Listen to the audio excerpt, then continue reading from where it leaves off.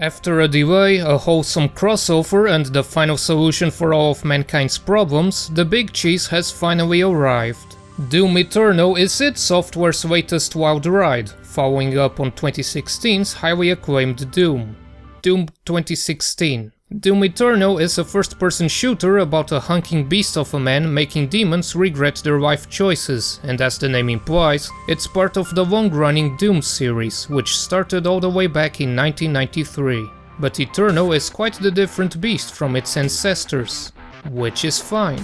I like boomer shooter chokes as much as everyone else, but leaving those aside, the classic Doom gameplay is just as fun today as it was back then. If variety is the spice of life, then simplicity is the patty on a bun. No extra sauces or condiments, but it's still a delicious burger. The gameplay is primitive by today's standards, but the fast movement, the distinct array of enemies and weapons, and soundtracks filled with dead rock makes for a good time no matter if it's 1993 or 2020. It's hard to explain, but these old shooters don't really play like the modern definition of first-person shooter, even though they most definitely have a first-person perspective and you do certainly shoot various things. The extra dimensions brings about a host of implications in the way it looks and in the way it feels to play. The usage of 2D sprites instead of 3D models with accurate hitboxes means precision doesn't matter as much, and the Y-axis hadn't been invented yet. Fully 3D environments allow developers to add many details that directly influence gameplay, like bits of cover that force the player to mind their surroundings, while games like Doom typically only have it in specific cases due to limitations with the game's engine. After a hiatus, 2004 brought us Doom 3, but who even cares about Doom 3? They are rage, brutal, without mercy. But yeah, okay, nowadays Doom 3 might look like the odd one out, given its slower pace, bigger focus on horror, and the generally faulty combat that made it kind of blah as a whole. But Doom looked more spoopy on the old hardware it was meant to run on, since the lighting and color palette made things darker than what you get by default on a modern source port. And hey, Doom 64 was leaning into the more atmospheric and creepy side of things too. Most relevant is Doom, the 2016 one, thanks marketing. Born from the ashes of a failed project that looked like total garbage, this new entry surprised a lot of people by actually being pretty fun to play, even though the pre-release footage tried really hard to make it look terrible. It became an overnight success that brought many people together by being one fine-ass shooter, both the old fans that longed for id Software's return to form, or new fans that were introduced to the series by source ports and mods. Whether you're a purist who occasionally boots it up on Grandma's old CRT, or someone who prefers the insane amount of community-made content for the game, I think we can all agree that tearing a demon in half has been our dream since we were children. Some were disappointed by the level design being made of closed combat arenas and bits of the upgrade system felt tacked on, but for the most part it was a solid game that took the simplicity of old school shooters and injected it with ideas from the modern world. Enemies in particular were a major upgrade, being faster and having many new tricks compared to their old counterparts. Doom 2016 was also interesting in how it ran with the public's current perception of the series. Gone are the dark corridors and gloomy atmosphere, now it's all huge guts and rip and tear and all that. This continues with Doom Eternal, but id Software also set out to turn the brand into something new and more elaborate, a decision that has been somewhat divisive. If you're looking for a straightforward FPS, then I'm sorry, but you're shotgunning the wrong imp. The developers were open about the direction they wanted to take, and indeed, Eternal is a much more involved game as a whole. That doesn't make 2016 better or worse, it just makes it different. Doom Eternal kicks off with the people of Earth in a bit of a jiffy, begging for him to come save them from the demon invasion. The Doom Slayer has become a god figure and he hears their prayers over at his fancy spaceship that he now has for some reason? Well, who cares, the Slayer grabs his shotgun, the game does its fancy title drop, and the carnage is on. God, how did I miss that zombie? The introductory level teaches you the basic mechanics as you chase one of the 3 Hell Priests responsible for the demonic corruption. Once that problem has been peacefully solved, the actual game begins, the training wheels are off, and you better get used to the gameplay if you want to have a good time. Once again, the levels have combat arenas separated between sections of exploration, but they are fairly well disguised, and the platforming gives you something to do in the meantime. Your curiosity gets rewarded with collectibles like toys, music albums, and cheat codes to use on mission replays. But the secrets also include progression elements like Sentinel batteries that can be used to unlock extras, or secret encounters that award you extra weapon points, or the Slayer gates that award you the Empyrean keys used to unlock a certain something. Between missions you can explore the Fortress of Doom, which serves as a hub with its own secrets to find. You can choose your next mission on the bridge, you can practice your combat skills in the Repertorium, and you can admire the toys and weapons you've collected on the Slayer's personal man cave.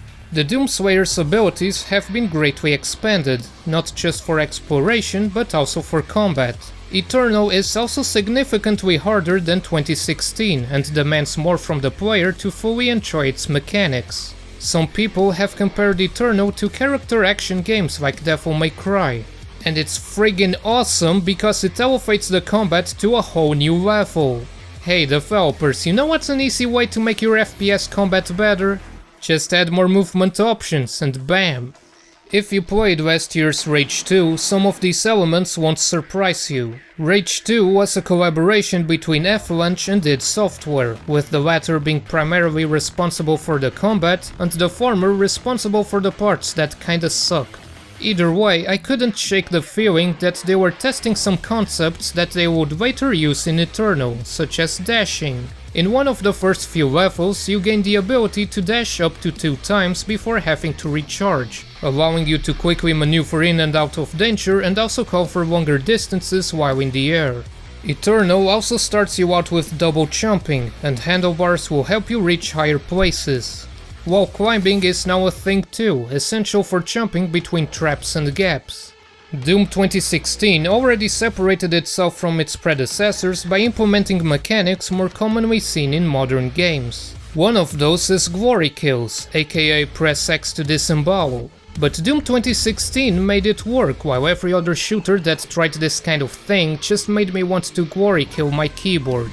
Usually they serve as an excuse for the 3D artists to flex their skills while the gameplay designers take a nap, but 2016 made them fast, satisfying, and directly tied to the flow of the combat.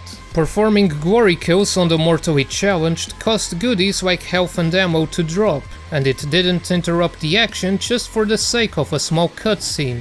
This system remains pretty much the same in Eternal. Smack the demons hard enough, then press a button to make them feel the pain. The chainsaw also still results in a fountain of ammo, but fuel now always regenerates at least 1 unit, and the maximum is now 3. Enemies don't have to be brought down to a faltered state like with glory kills. You just need 1 unit of fuel for weaker enemies and 3 for stronger ones. Something to keep in mind is that the ammo limits are much lower this time around. This is 100% intentional, and for reasons that I hope will be clear by the end of the video, it's also not a problem. Glory kills also have some subtle but very important purposes. Eternal's combat is pure chaos. It's about speed and split-second decisions, so these brief moments help you catch your breath, check your equipment's status, and plan your next move. But it's also important to understand that glory kills are more than just press X to health, and this is where the comparisons to character action games begin to make sense. Animation cancelling is a very common concept in those, and glory kills can be cancelled into from basically anything. They are instant, and with the Seek and Destroy rune they can launch you into whatever unlucky sod is about to get shredded from a longer range, even if they're above or below. In other words, they are also used to move around. This was the same in 2016, and it fits like a glove in the combat flow that the developers were aiming for with Eternal. I'm having trouble finding the best words to explain what I mean, so I hope the footage you're looking at right now makes it clearer. Glory kills aren't there just for gore and resources. They are an extension of your abilities, and I think that's one of the factors that some people don't quite grasp. You can combine them with your equipment, you can mix them together with dashes and a meat hook, and you can use them to cross gaps that jumping and dashing alone can't cover. And speaking of equipment, maybe I should start explaining what it is. Doom 2016 had a series of grenades that ran on a cooldown timer. Unfortunately, only the frag grenade returns, but Eternal added the ice bomb. The frag grenade is simple, you launch it and it explodes after a second or two. The ice bomb instead detonates on impact and freezes enemies caught in the blast. Eternal also brings two completely new abilities. The Flame Belch recharges over time and can be used to set enemies on fire, causing them to drop armor when you hurt them. Performing glory kills also fills your blood punch meter, which can then be triggered to deal a bunch of damage at close range. All of this can be upgraded. The Sentinel holograms award you Praetor Suit tokens that are used to enhance your core abilities. Things like faster dash recharging, shorter cooldowns for equipment, less environmental damage, etc.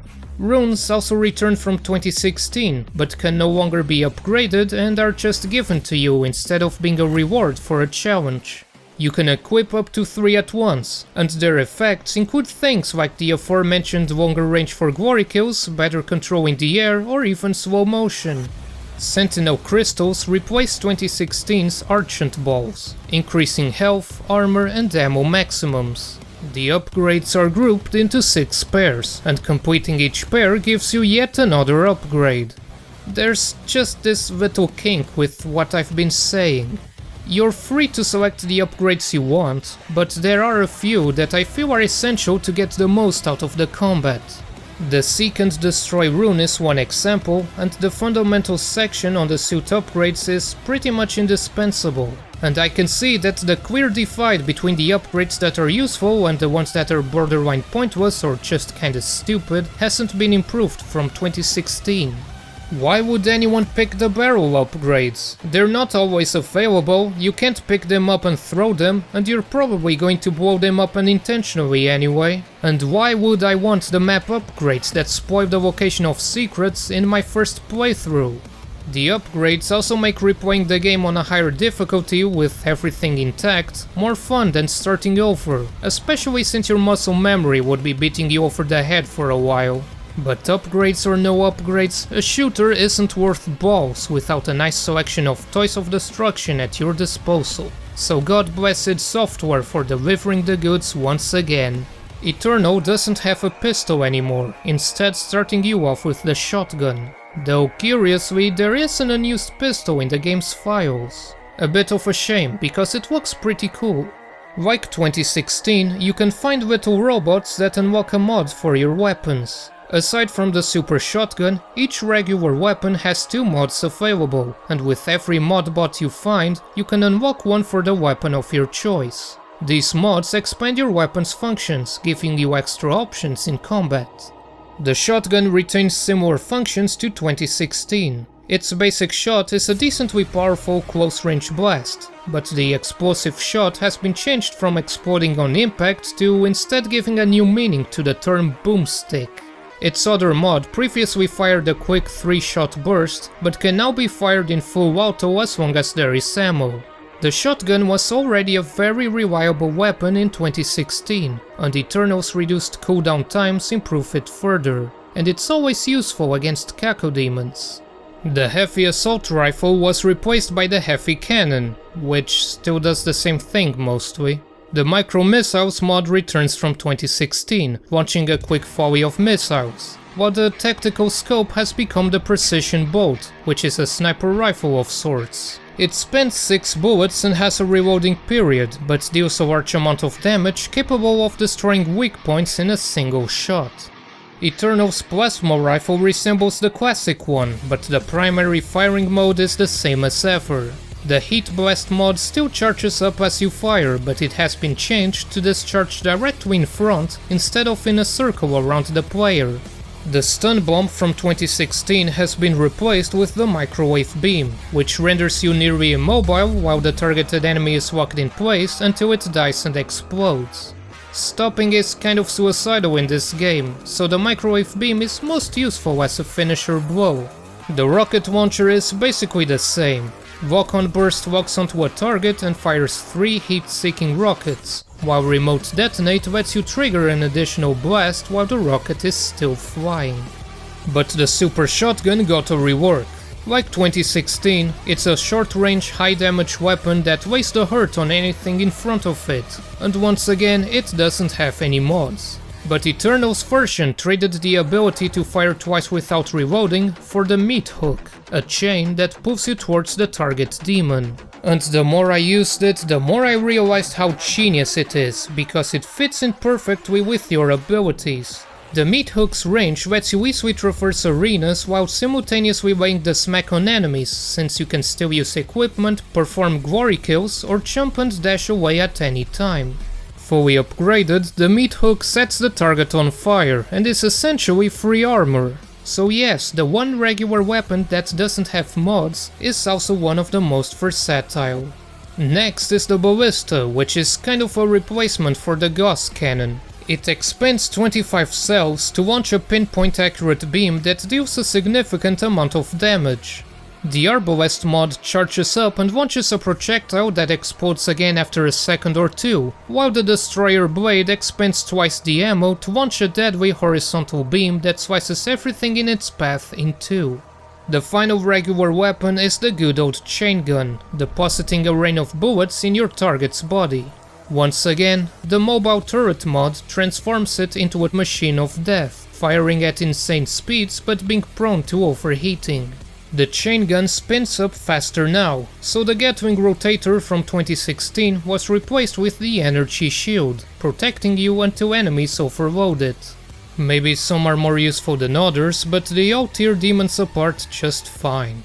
Eternal encourages you to play around with all of them, even if applying Super Shotgun to the face is a one-shell-fits-all solution. And you can make them more useful by spending the weapon points earned as you clear the combat encounters throughout the levels. Each mod and the Super Shotgun have 2 or 3 upgrades that alter their properties, like faster charging or a larger radius. After acquiring every upgrade for a mod, you unlock its Mastery Trial. Fulfilling the given conditions earns one final upgrade, such as the Flaming Meat Hook. And if you're an impatient person, you can find a few Mastery tokens that unlock it outright, so you can satisfy your pyromaniac tendencies faster. But there's more. The BFG 9000 is once again here to demolish everything. But with great power comes great ammo conservation. Each shot costs 30 units of Argent, and you can only get more from pickups. And if you're wondering why the BFG uses ammo instead of charges, well, let me take you back to the Slayer gates. There are 6 in total, and they are unlocked by using the Slayer key found nearby. Inside is a gore nest that takes you to a separate arena, and surviving the encounter earns you an Empyrean key. Once you have all 6 Empyrean keys and bring them to your shack, you unlock another super weapon, the Unmaker. Nah, it has nothing to do with the Unmaker from Doom 64. The name is different, see?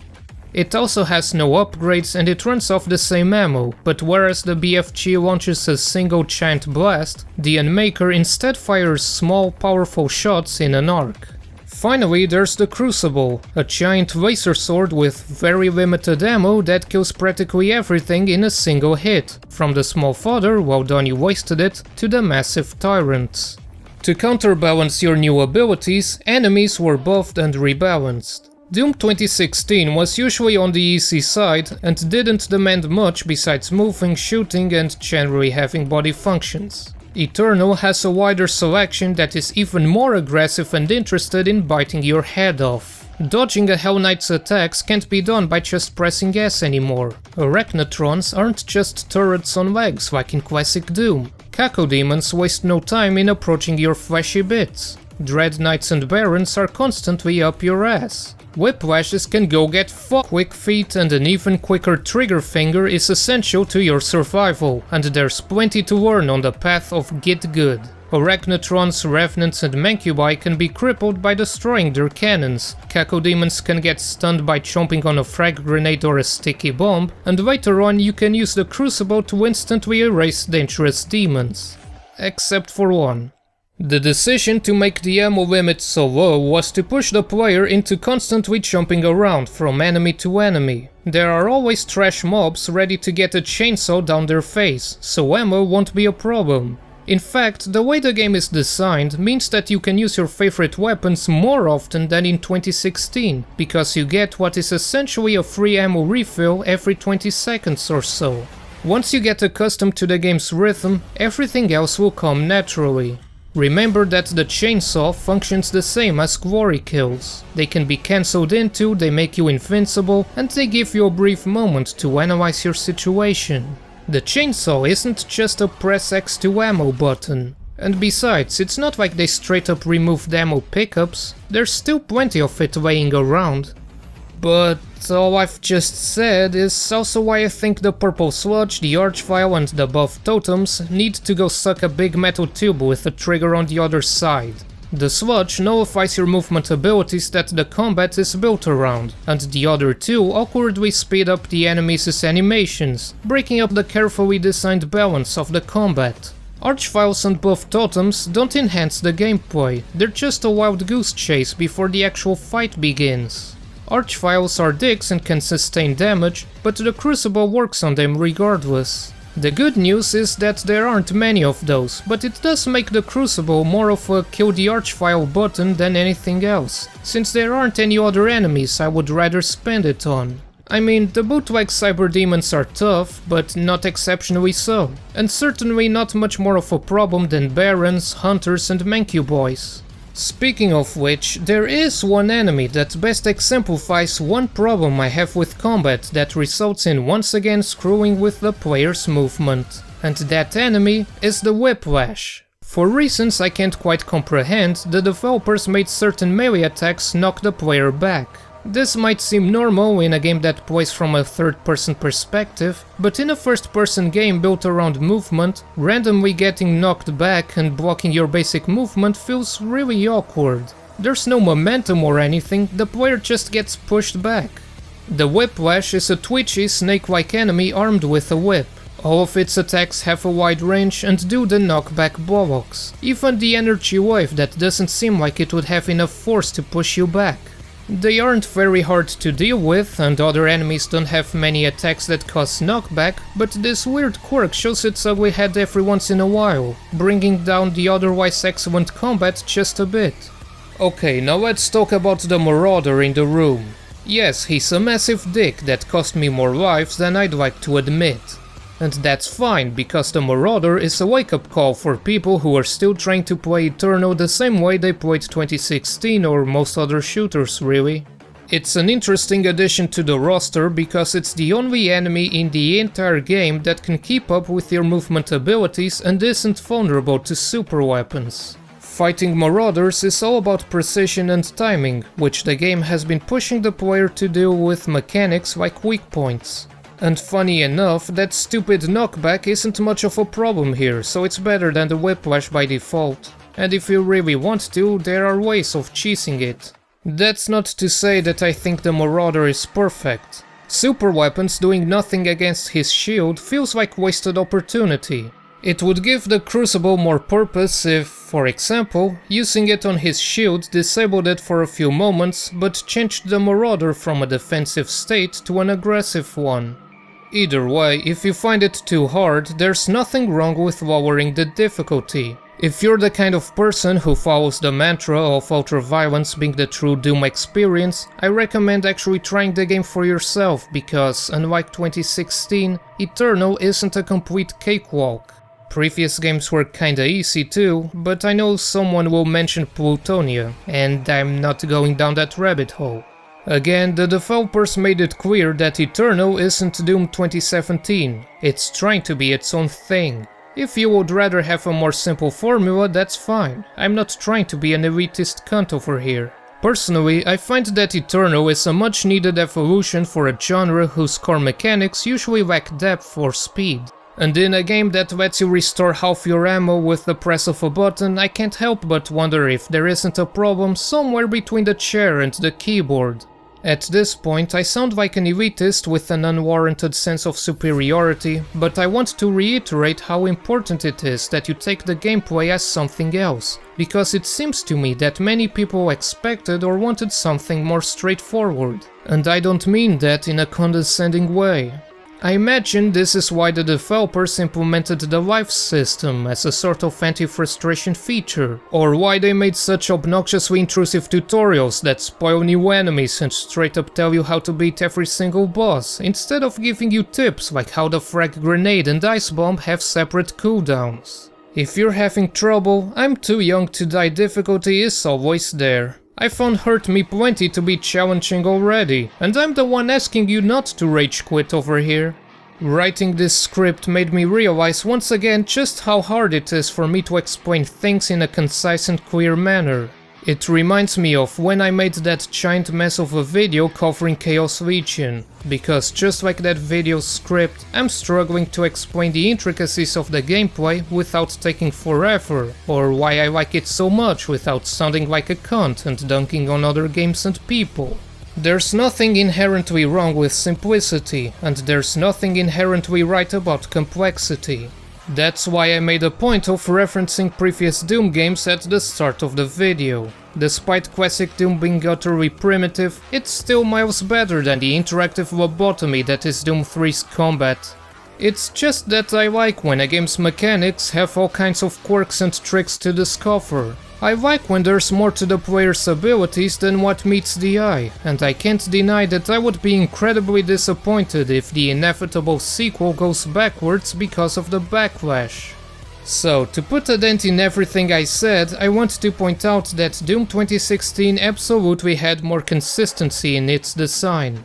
Aside from a handful of sections, like the platforming in the Argent Energy Tower, 2016 is a solid game throughout.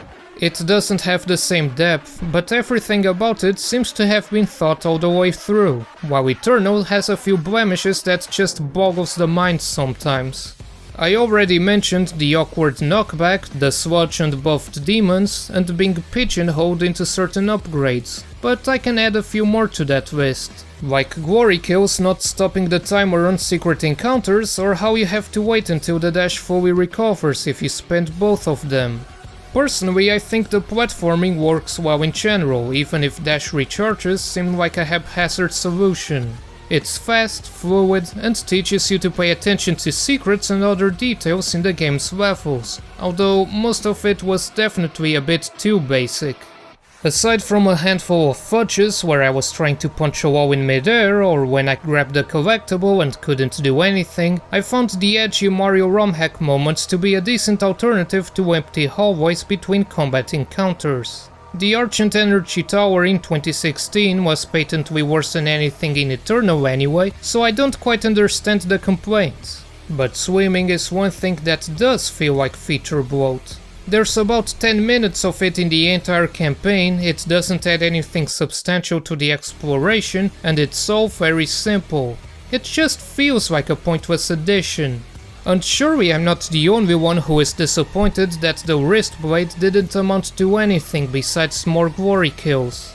The regular punch is completely useless even against the weakest enemies, so upgrading to the wrist blade for normal melee attacks could have been nice. So more story elements also bother me. Yes, I'm talking about the story. A few cutscenes early on come off as being played 100% seriously, which is a testament to either how socially incompetent I am or to how tone deaf they are.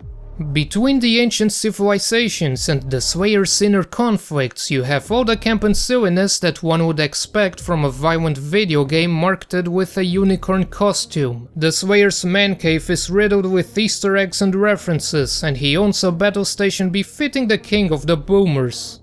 It's weird since beyond those specific moments there's this not totally serious tone to the whole thing, while trying to connect the dots between various pieces of media with plot threads so thin they could cause paper cuts. So much so that it comes dangerously close to fellow kids material. Doom 2016 had the Sentinel lore, but with the silly collectibles, the Slayer's constant denial of Metal Brain's requests, and the exaggerated flowery style of those demonic audio logs, I just took it for the cheese that I want to believe it was. And I'd like to think that I still have just enough social awareness to understand how serious it is. I mean, come on, you can't just shoot a hole into the surface of Mars. Now let's talk multiplayer. Or rather, let's talk battle mode, because that's all you're getting. Battle mode is an asymmetrical competition where one player controls a fully loaded Slayer and two players each control one of 5 different demons. The objective is simply for each side to kill each other. The Slayer has the same core abilities he has in single player, glory kills, equipment, etc. He also has access to every regular weapon and mod, but the demons are less versatile and lack the Slayer's mobility. Instead of dashing around like a hyena on steroids, the demons must coordinate with each other, using their unique combat abilities and summoning NPC demons to assault the Slayer. Demons can also temporarily stop the Slayer from collecting the items dropped by demons, and matches become a bit of a tug of war. The weaker demons try to stop the Slayer from confronting the player demons directly, but the more they are summoned, the more chances the Slayer has to recover health and ammo. But at the same time, if one player demon goes down, they can revive if the other stays alive. Every player picks an upgrade at the end of each round, and the side that scores 3 victories is the winner. To be honest, I don't really care about battle mode and would rather have more single player, but it is a unique offering that tries to transport the single player experience into a multiplayer one. It should also be obvious at this point, but Snap Map does not return. This was a simple, built-in map editor that allowed users to create and share maps with others. It had a lot of limitations and ultimately wasn't a replacement for proper modding tools, but hey, it was a thing. Regardless, Eternal has this giant red flag called Live Service looming over the entire game. Yes, you have to log into Bethesda.net every time you load the game, and yes, you have weekly challenges and seasons encouraging you to spend your every awake moment playing the game in order to earn as much XP as possible just so you don't permanently miss a stupid PNG. Supposedly this also means more master levels, which are altered versions of single player levels with different, harder enemies on them. Right now there is a grand total of 2, with one of them being exclusive to pre-orders because of course it is. Oh, and Invasion mode? Yeah, it'll be done when it's done, right? A shout out to the mad lad that continues to render Bethesda's DRM garbage useless on release day. The DRM free executable is out there in the wild now, so you owe it to your customers to remove the game's DRM since it's no longer effective. You did it with 2016, you did it in record time with Rage 2, you can do the same with Eternal now. Another shout out to the tech wizards who made the id Tech engine such a marvel of engineering. When the system requirements were first revealed and then revised a couple of times, I was a bit concerned, but it turns out that there was nothing to worry about. Mostly. Eternal might not look like much of a step up at first glance, but once you start paying attention, you notice that there's a lot more detail in everything compared to 2016. And they did all this while still making it almost half the size and having a longer single player campaign too. The equipment, the weapons, the glory kills, everything looks and sounds powerful, and brutalizing demons to the sound of metal and chainsaws is more satisfying than ever, with enemies losing chunks of their body as they take damage. As a games journalist would say, it really makes you feel like the Doomslayer. If the footage looks a bit choppy sometimes, it's because OBS's native Falcon support isn't perfect, I guess. Wish I had known that when I started, since Shadowplay seems to work flawlessly. Besides that, overlays like Steam's can cause massive framerate issues, and I think there's something weird going on with VRAM usage. The options menu won't let you exceed your GPU's VRAM, so texture pool size can't be set to Nightmare or Ultra Nightmare on GPUs with less than 8GB of VRAM. I'm not sure what I'm missing, but I assume this setting defines how many textures can be loaded into memory. But even at Outro, I think I've seen like 1 or 2 occasions where one texture took a second to finish loading. On WoW, sometimes the menus will be blurry for a second or 2, but that's it really. I'm mentioning this because with an RTX 2060 I noticed inconsistent performance at 4K, close to the VRAM limit. I believe the Vulkan API slows the game down when it runs out of memory in order to stop it from stuttering, and changing the texture pool size setting will sometimes bring it back to normal. But I wouldn't exactly recommend 4K with a GPU of this level regardless. Besides that, all I can point out is that I can consistently reproduce a small stutter every time I close the map. Oh, and there was that one time when the game registered everything as dead but left an invincible imp chasing after me. That was something.